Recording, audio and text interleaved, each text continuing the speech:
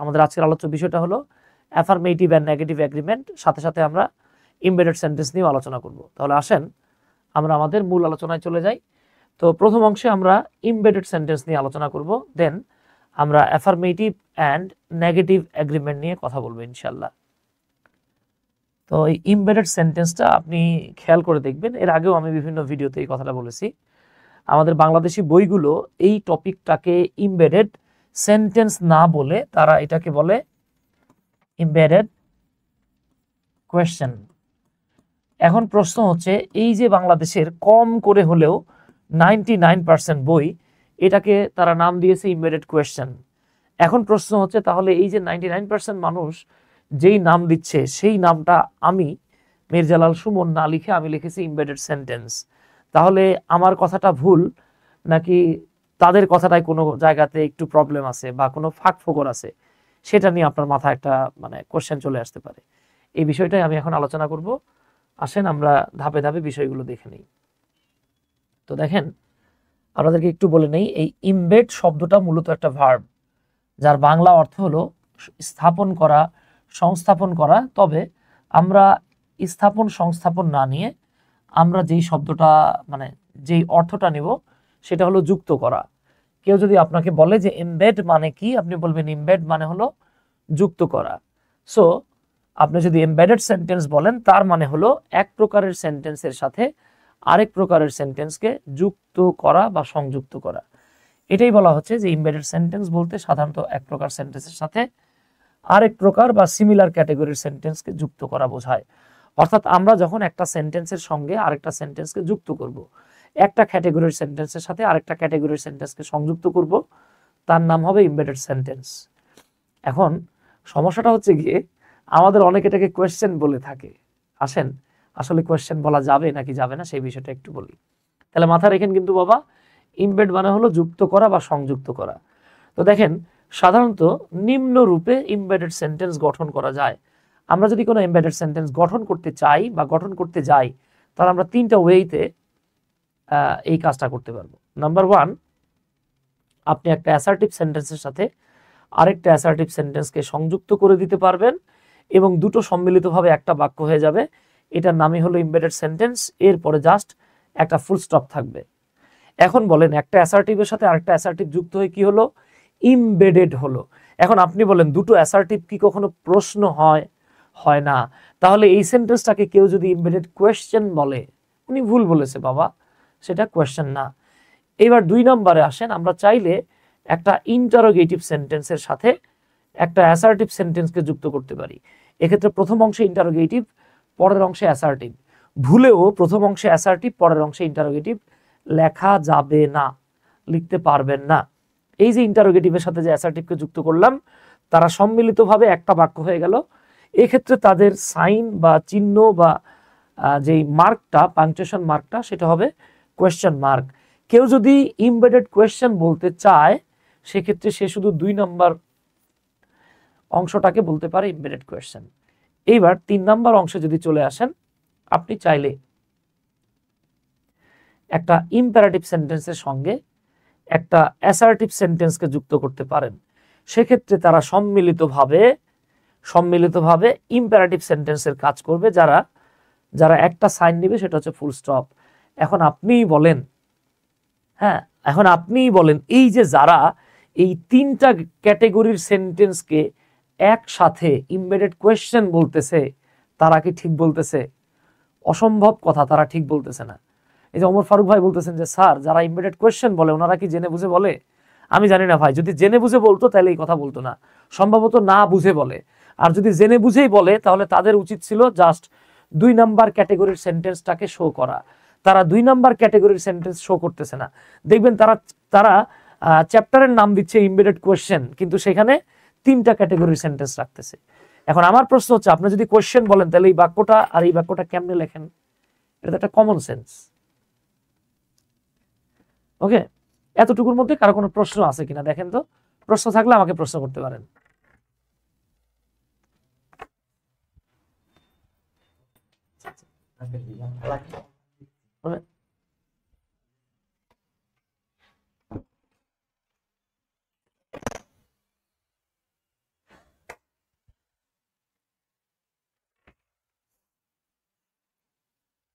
আচ্ছা, তাহলে আমি ধরে নিচ্ছি এতটুকুর মধ্যে কোনো প্রশ্ন নাই।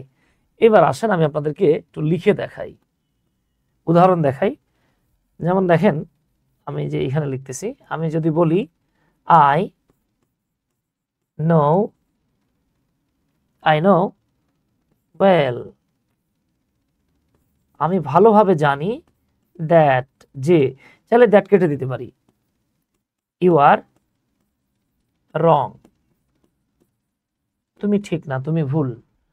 তাহলে খেয়াল করে দেখেন, আই নো ওয়েল এটা একটা অ্যাসার্টিভ সেন্টেন্স, ইউ আর রং এটা একটা অ্যাসার্টিভ সেন্টেন্স। এখন এই পুরো বাক্যটাকে কেউ যদি বলে ইমবেডেড কোয়েশ্চেন, তাহলে তিনি কি ঠিক বলছেন? তিনি তো ঠিক বলে নাই, ভুল বলছেন ভাই। তাহলে একজনের ভুল কেন আমরা ধরে নেব রুল? ভুল।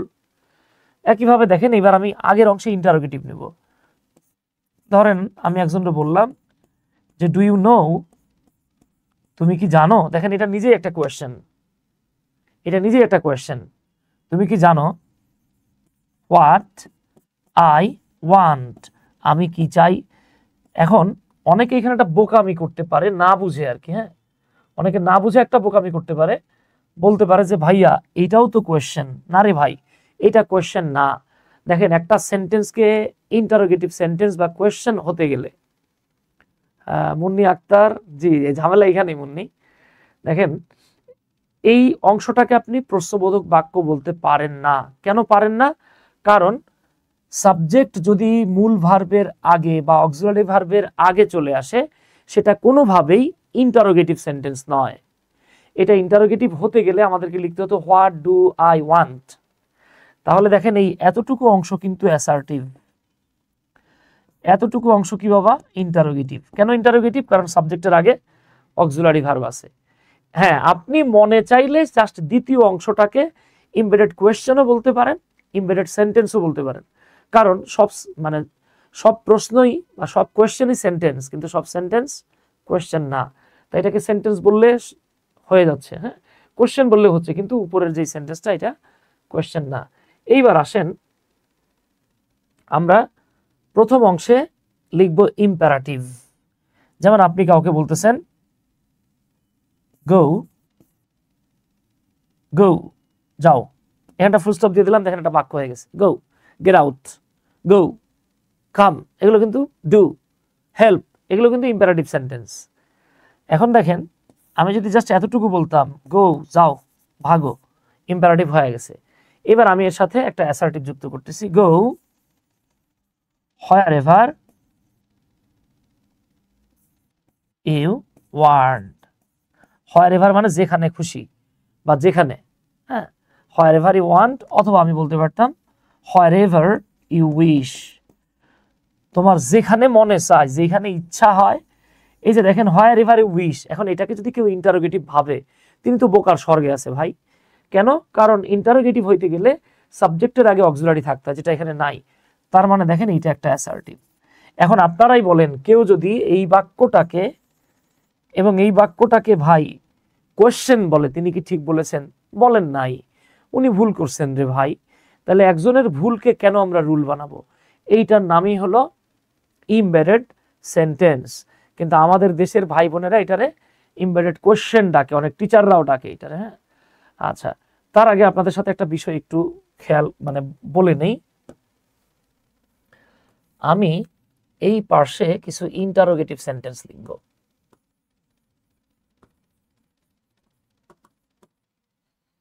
আর এই পার্শ্বে লিখব অ্যাসার্টিভ।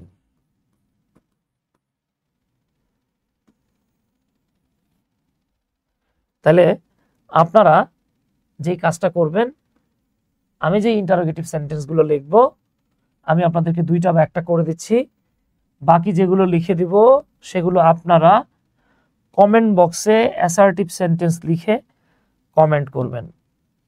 তাহলে ধরেন আমি একটা লিখলাম, ইন্টারোগেটিভ লিখতেছি আর কি, যে উইল ইউ হেল্প মি। আরেকটা লিখলাম when will you help me। এই দুটো বাক্য কেন ইন্টারোগেটিভ সেন্টেন্স।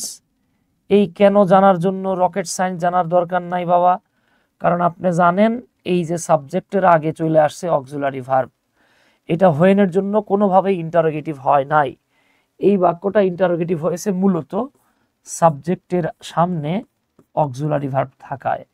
তাহলে আমার যেই কাজটা করা লাগবে সেটা হচ্ছে গিয়ে আমি সাবজেক্টটারে সামনে নিয়ে আসবো। তাহলে উইল ইউ হেল্প মিটা হয়ে যাবে ইউ উইল হেল্প মি। এইটা কি হবে আপনারা একটু ট্রাই করেন তো।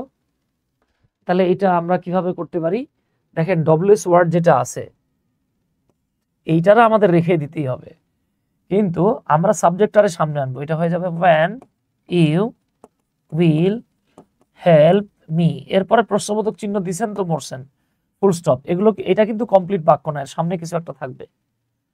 আচ্ছা, এইবার আপনাদের পালা। হ্যাঁ, এবার আপনাদের পালা। আমি আপনাদেরকে 2টা বাক্য দিচ্ছি, 3টা বাক্য দিচ্ছি। এই বাক্য 3টা আপনারা করে দেন। হোয়াট ইজ ইয়োর নেম, এটা করবেন। হু আর ইউ, এটা করবেন। ডিড শি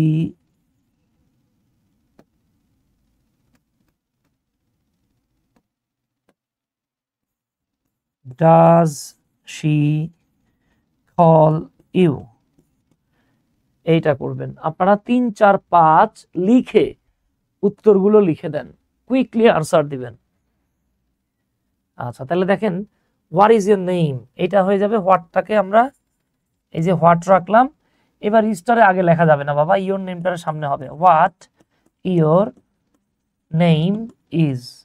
এবার দেখেন হু আর ইউ, আমরা হুটাকে ঠিকই রাখবো, সাবজেক্টের সামনে আনবো, এটা হবে হু ইউ আর। আপনার কাছে মনে হবে এগুলো বাক্য না, আসলেই তো এগুলো পরিপূর্ণ বাক্য না, এর সামনের একটা অংশ থাকবে।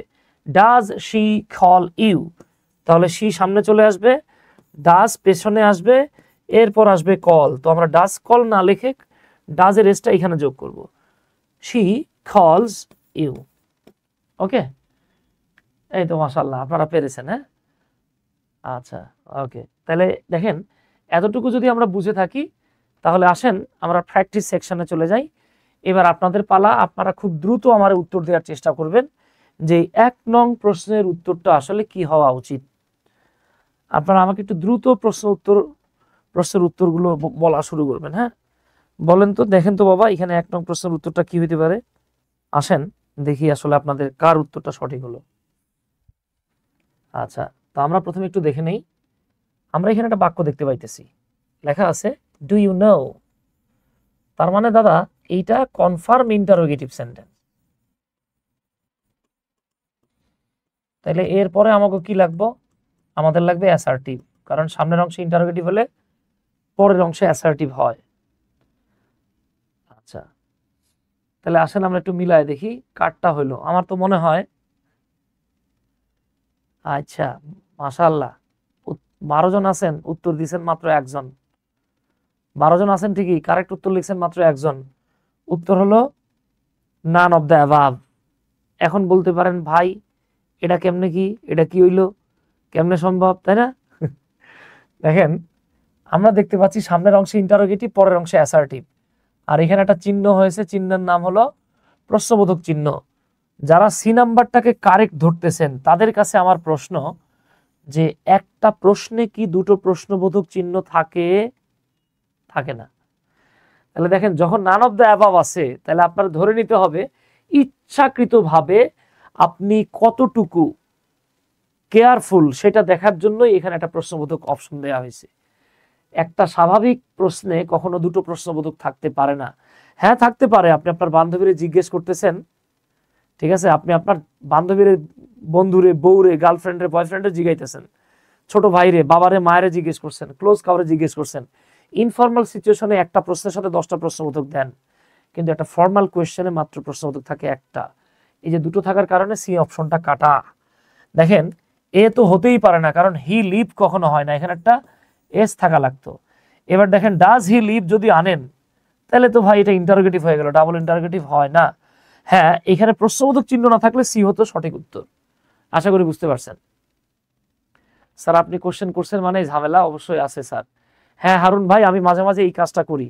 হ্যাঁ, এরকম একটা ঘটনা একটা এক্সামে আসছিল, সম্ভবত এটা মনে হয় আইবিএ টাইপের একটা প্রশ্নে আসছিল, বিশেষ এরকম আসে নাই। হ্যাঁ, অ্যাডমিশনে আইবি এর একটা এক্সামে আসছিল আর কি, এরকম আইবি এর করা কোয়েশ্চেনে। এবার আসেন 2 নাম্বারে চলে আসি। প্লিজ দয়া করে লেট মি নো, আমারে বলো, আমাকে জানাও, why ড্যাশ দ্য ক্লাস। এটা ঢাকা ইউনিভার্সিটির 17-18 সেশনে আসছিল। দেখি আপনারা এইটার উত্তরটা কে করতে পারেন।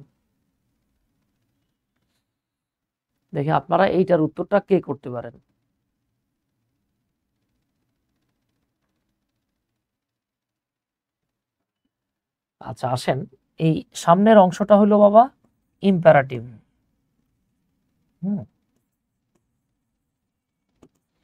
তাহলে আমার পরের অংশ কি লাগবে? অ্যাসার্টিভ।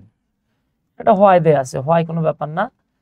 এবার দেখেন এখানে আছে you didn't attend, didn't you attend, এখানে সাবজেক্টের আগে অক্সিলারি থাকায় এটা বাদ। আচ্ছা, আর এখানে গো আছে, আমরা কখনো গো ক্লাস বলি না, আমরা বলি গো টু ক্লাস। কোশ্চেনটা ভালোই লাগলো ভাই। হ্যাঁ ওমর ফারুক ভাই ধন্যবাদ। ইউ ডিডেন্ট গো ক্লাস হয় না কখনো, গো টু ক্লাস হলে হয়তো এখানে একটা টু লাগতো, টু নাই, তাই এটা রং। এইবার আসেন দেখেন এই যে অ্যাটেন্ড দেয়া আছে না, আপনি মাথায় রাখবেন অ্যাটেন্ড এর পরে টু বা ইন বসে না। I will attend the class বলা যাবে না, I will attend to the class, I will attend in the class বলা যাবে না, I will attend the meeting, I will attend the class. আচ্ছা তাহলে দেখেন এটাও কাটা, তাহলে সিও কাটা। কারেক্ট কোনটা? প্লিজ লেট মি নো, দয়া করে আমারে বলো, why you didn't attend the class, তুমি কেন ক্লাসে অ্যাটেন্ড করো নাই। এই তো এবার বুঝা ফেলেছেন, মাশাআল্লাহ আপনারা বস হয়ে গেছেন। এবার চলে আসেন আই হ্যাভ নো আইডিয়া, আমার কোনো আইডিয়াই নাই, I have no idea, assertive. পরের অংশে আমার দরকার আরেকটা অ্যাসার্টিভ। ওকে, তাহলে হোয়ার ডিড হি গো, এটা ইন্টারোগেটিভ তাই কাটা। ইফ হি ডিড গো, এটা বাক্য মিলেই না। ডিড হি গো, এটা তো আরো আগে মিলে না।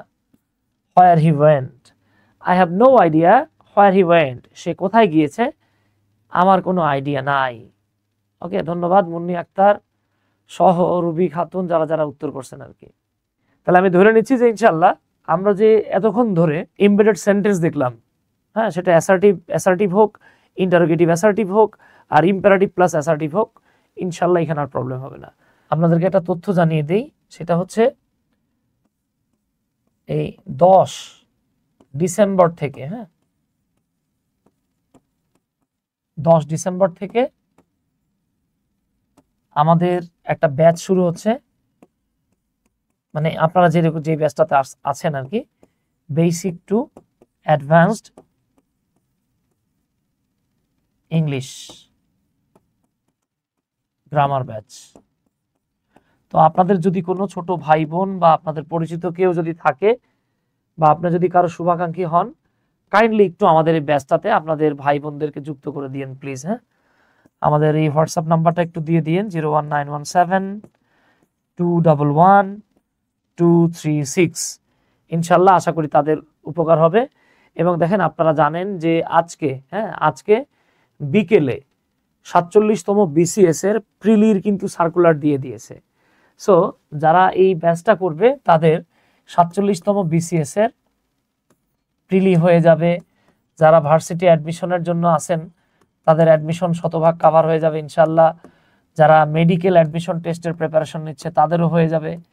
যারা NTRCA প্রিলির প্রিপারেশন নিচ্ছে, যারা যে কোনো কম্পিটিটিভ এক্সাম অর্থাৎ এই যে 10th থেকে বা 11 থেকে 20th গ্রেড 20তম গ্রেডের জবের যারা প্রিপারেশন নিচ্ছেন তাদেরও হয়ে যাবে। একটু জানায়েন, ইনশাল্লাহ তাদের জন্য হেল্পফুল হবে, আমার জন্য উপকার হবে। সবাই ভালো থাকবেন। আসসালামু আলাইকুম, আদাব, আল্লাহ হাফেজ।